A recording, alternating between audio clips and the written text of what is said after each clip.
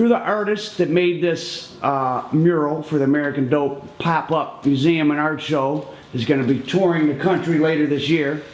Tell us first about the physical process of making this, and then backtrack into, like, you know, where the pictures came from, and this was kind of gathered over your whole, like, little career here in LA. Yeah. So tell us about the physical process. All right, the physical process of this is basically, these are, you call them like wheat paste prints. They're basically architectural prints. So they're like... And how many did you have to print out? For each mural, let's see with this one. 1, 2, 3, 4, 5, 6, 7, 8. So I printed out probably 10, and it looks like I used 8 in this one. I used more in the other one because it's a little bigger. Adam, what's going on? Nothing much. Resining. We're doing resin, art resin. It's like a big operation. The boys from Boston. What are you smoking on there? Peabody, Mass. Are you a real artiste? No. You look like one. You have that crazed, glazed look in your ass. But this is dope. You watching this? Yeah.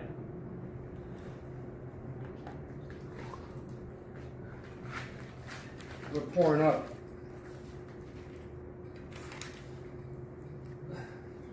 You guys might cook up dope, but we're whipping up shellac for American dope. Well, it's shellac now, but it will. Shuttershot 45. But And then you hand tore them? I hand tore it, so I would put it on with the wheat paste. I made the wheat paste. You can make it at home. It's just water and flour. And then you wheat paste it on it. While it's wet, I let it dry just a little bit. And then I start to do the tears to kind of basically, and these are all pictures I took. So like none of this is from, this is all me. So one thing that average person doesn't realize about, like, big artwork like this, and this is 6 feet or 7 feet long by 3 feet high, is on a huge plywood board that weighs, I don't know, 10 or 12 pounds. The physicality, I mean, it's like fixing a car or something. Like, how much work, I mean, what was all the steps of the process? So, yeah, so the actual steps of making it, you're saying? The whole thing. So You printed out the photo. Right. But what are they talking about, what it's mounted on, and you had the glue and then the vinyl? Right, so yeah, so all this is a piece of plywood, and then you have the prints, and you make the wheat paste.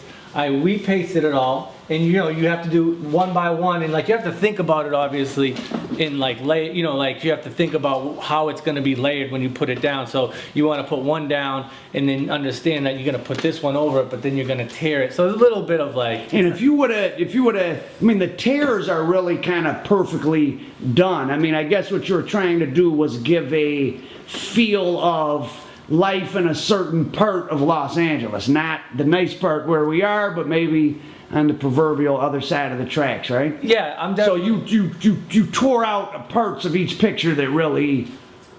Absolutely, and like my whole thing is subculture. Like I just think that's what I tend to gravitate towards. Any like type of outcast, or you know, basically the idea that you know you want to take your camera to places where no other people don't go, so you can kind of show them. Where were most of these? What subculture was this done in? This is, I think this one might be all LA. Yeah, it's all LA. So this is, so that's like the MOB right there. So that's Compton off of Bullis. That's in Linwood, which is right next door to Compton. This is 38th Street, which is like in between South Central and downtown. Same thing with this over here. I mean, that's just money. And then that is definitely LA. I think that's actually on Sunset in like Silver Lake or something like that. Who's the girl?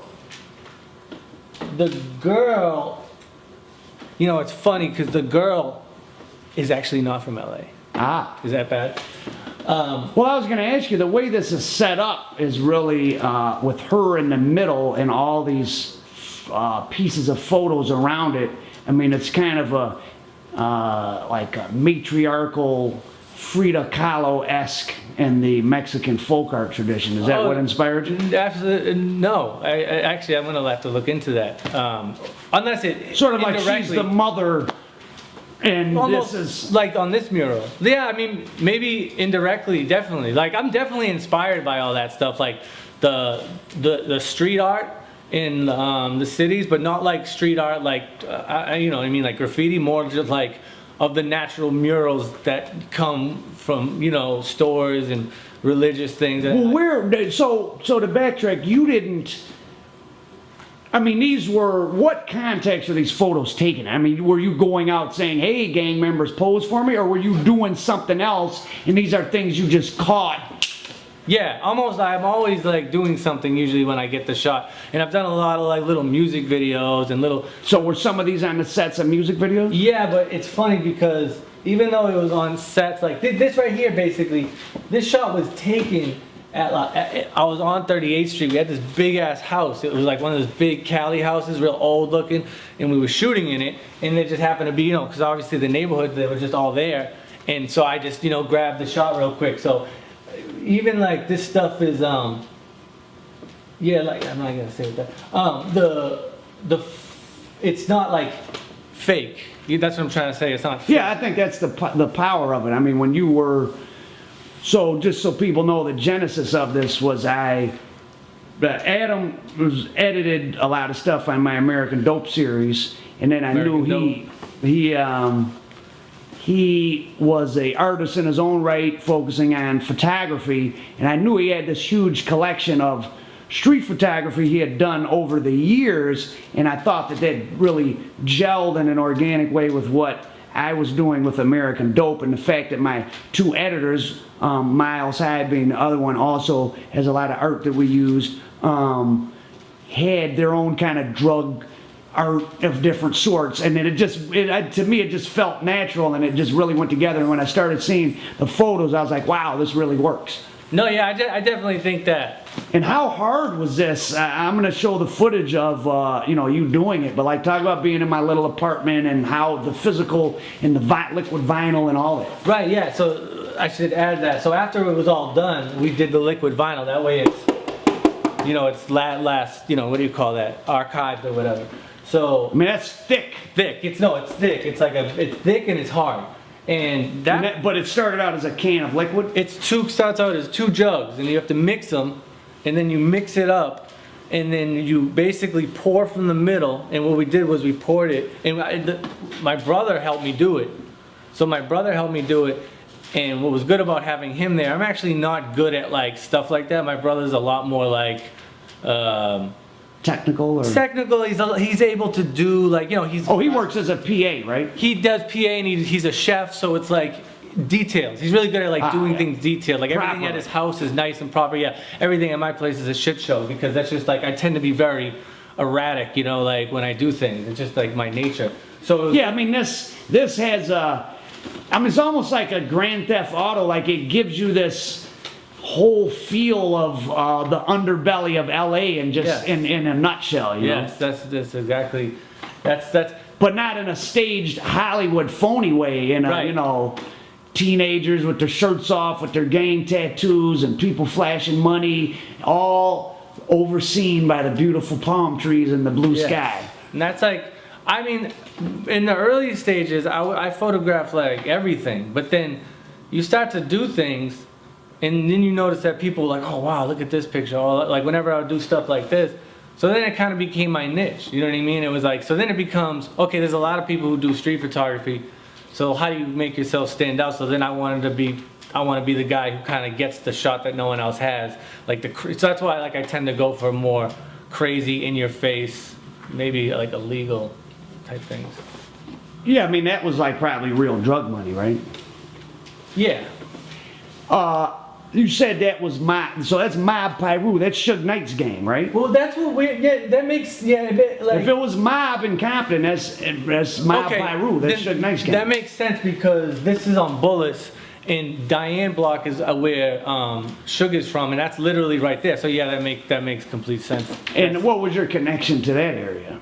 So, I knew people who lived on Diane. So like I would do music, they did music, and I would shoot their videos.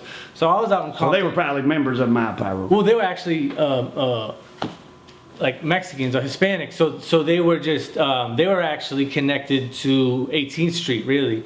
And Oh, so it's in explaining these integrated neighborhoods that like, it's like a parallel, like a Mexican and a black gang like control the same neighborhood sort of, but don't necessarily beef with each other. you know, I don't know the politics 100%. It's kind of complicated. But in that neighborhood, I would say that it was the mob neighborhood, but they allowed my friend to do his thing because they liked him. They had a good relationship. He did music. He did parties.